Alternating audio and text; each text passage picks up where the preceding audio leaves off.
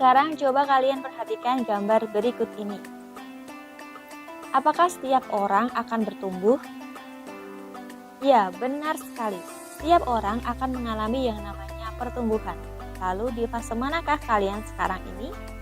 Dan berapa usia kalian sekarang? Usia bisa kalian hitung sejak kalian lahir. Lalu, apakah ada perubahan sejak kelas 1 sampai kelas 4? Apakah kalian masih anak-anak atau sudah besar?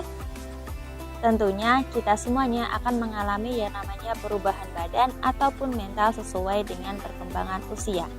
Nah, kali ini kita akan belajar bersama tentang tahap perkembangan usia yang sangat penting karena berkaitan dengan syariat agama, yaitu belajar tentang usia balik atau dewasa. Lalu, apa sih balik itu? Secara bahasa, balik berarti sampai. Menurut istilah, balik ialah kedewasaan bagi seseorang, tentu dengan tanda-tanda yang ada. Bagi laki-laki, ditandai dengan antara lain keluarnya mani atau mimpi basah. Dan bagi perempuan, ditandai dengan haid. Sekarang, mari kita pelajari tanda-tanda balik menurut biologi. Yang pertama, laki-laki. Pada laki-laki akan tumbuh jakun, suara berubah, nafsu makan bertambah, dan tumbuh rambut di bagian tertentu. Kemudian bagi perempuan, pinggul dan dada akan membesar, suara lebih merdu, nafsu makan meningkat, dan tumbuh rambut di bagian tertentu. Sedangkan tanda-tanda balik menurut ilmu fikih Islam. Yang pertama, laki-laki. Laki-laki akan mengalami mimpi basah, kemudian berumur 15 tahun.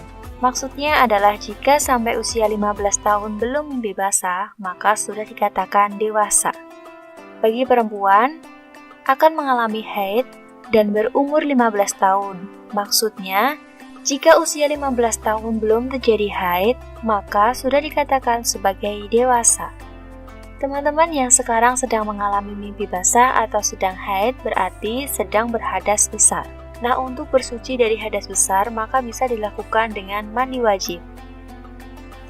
Lalu ada konsekuensi yang wajib dilakukan ketika sudah balik, yaitu harus bertanggung jawab atas kewajiban beribadah sebagai seorang muslim.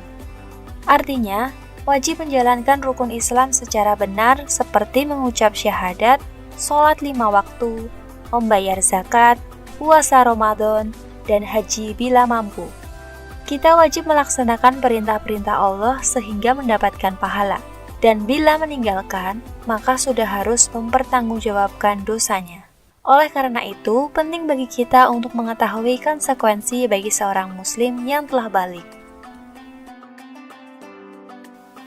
Dengan demikian, ketika kita memasuki usia remaja atau usia balik, maka kita telah mengetahui dan juga sadar bahwa diri kita telah mukallaf dan telah dibebani hukum syariat yang harus dipertanggungjawabkan.